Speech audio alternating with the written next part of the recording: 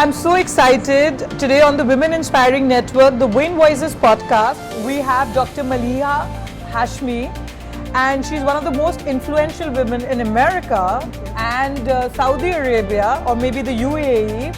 And I'm also excited to learn that you're going to be in Brazil for Horaces. Yes, so I'm really excited to meet you because you've been one of those global health innovators. And thank you for joining us in the Win Voices podcast here in New York. And in your own words, I want you to tell us a bit about your journey and how are you into this space? Okay, Bismillah. First of all, thank you, Suthi. Thank you for having me today. It's very exciting. It's a beautiful day in New York. I'm quite jet lagged. I just arrived from Saudi. So it's a pleasure. Very excited to be here. If I was to describe to you what I am in a few words, I'm a woman of convergence in health, technology, business, law, economics, and everything combined, innovation. And I think innovation is the horizontal that I live by, but everything else, it's sort of the mix of a journey that I didn't really, I didn't choose the journey chose me. And that's how it works in life, is that I'm at the intersect of a lot of disciplines, which I hope to infuse in every single discipline and every single policy and every single innovation that I can come across, is to have the cross-pollination. And for me, that's very important. Also, I'm a person who believes in generational health and well-being, where our life is a trust, it's something that we have as a gift. And it's not just life, it's the earth as well, and we're caretakers for it. So we have to build what we have today, but also extend it to the future that comes before us, that is our children. And you've studied at Harvard and MIT, and how did your education shape you for the person you are today? I want you to throw some light on that. That's a great question. I think those institutions themselves are really the sort of foundations of a lot of thought leadership.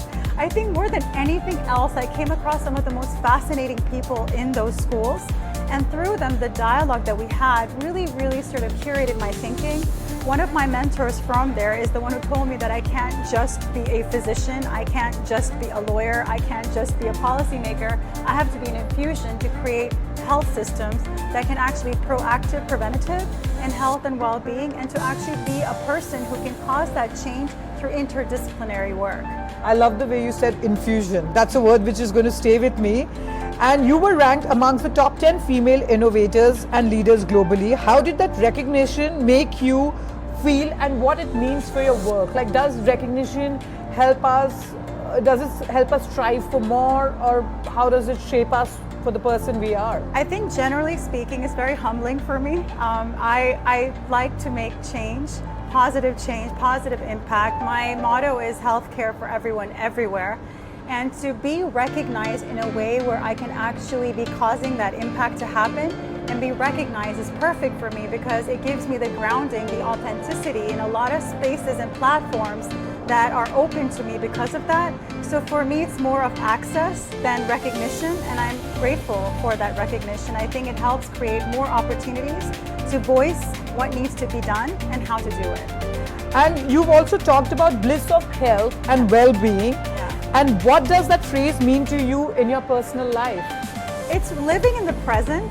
I live with awareness. You have to live in the present, but be at the cross-section of well-being that's spiritual, mental, physical, and emotional. So you have to have wellness in everything that you do and actually showcase it. So you have to walk your talk. So I am a longevity expert and a biohacker on the side. It's something fun that I do just because I travel a lot. So I have to really take care of myself before I can take care of others. I can see that. You're really taking care of yourself, and maybe I should get some tips from you. No, it's just that it's important, because if I'm not walking my talk, then how would I be able to implement it? And I think one of the most important things is the infusion part.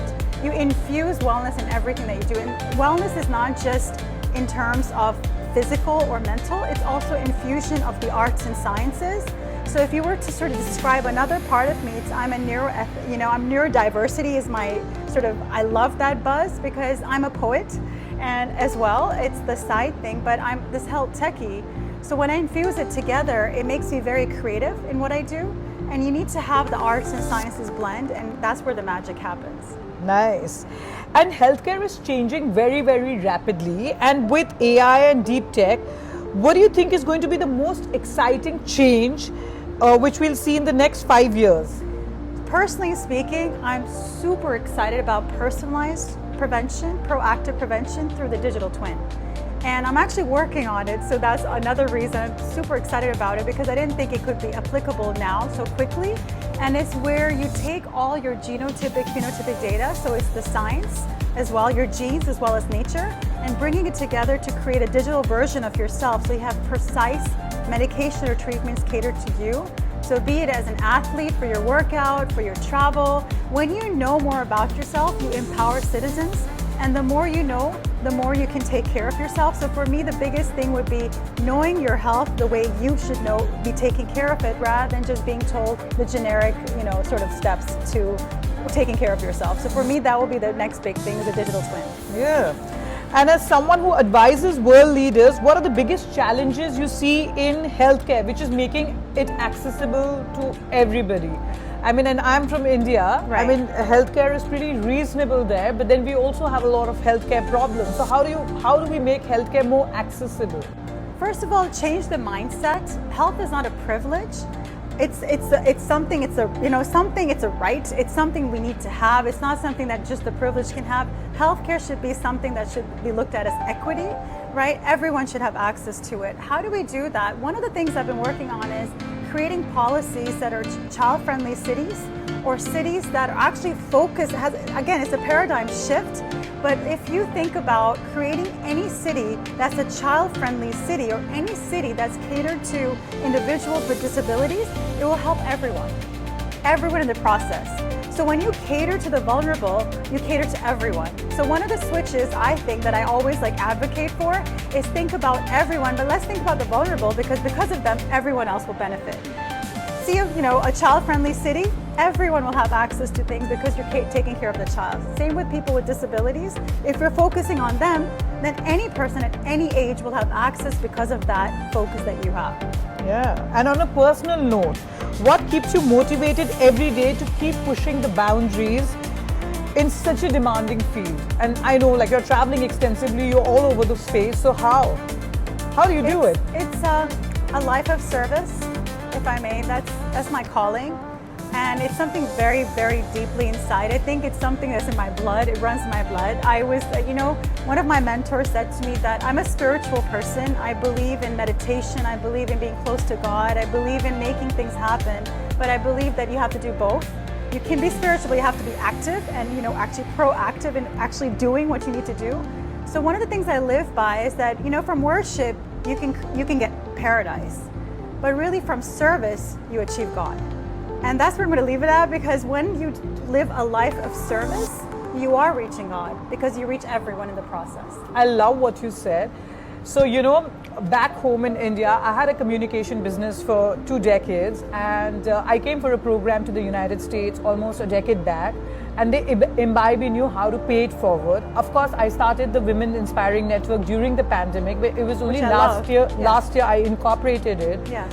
And this year we did our day-long event in Davos during World Economic Forum in June was Cannes, and now we are here in New York. But I just feel things just align themselves in the universe. The universe brings it together. You have to have the intention. Yeah. And it happens.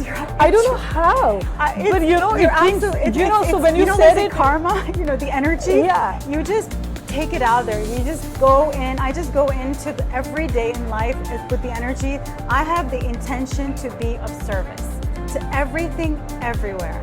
And then with a purpose. With a purpose. To have that positive impact, to help as many people as possible, and things just align, opportunities just open, and those doors keep opening, and I'm grateful for that. And what would, this is our last question, but what advice would you give our young leaders, especially women leaders globally, something which can inspire them? So any thoughts? Live a life of awareness and presence. Live in the present. Learn from the past, but live in the present and be excited about the future. And live a life where you dedicate yourself to what's your passion, because your passion doesn't become your job anymore. It becomes your calling, your hobby, and that's where the magic lies. Thank you so much for joining on the Wind Voices podcast. We've done this in Davos, India, Cannes, and now in New York. So thank you so much. Really appreciate it. It's a pleasure. Thank you. Thank you.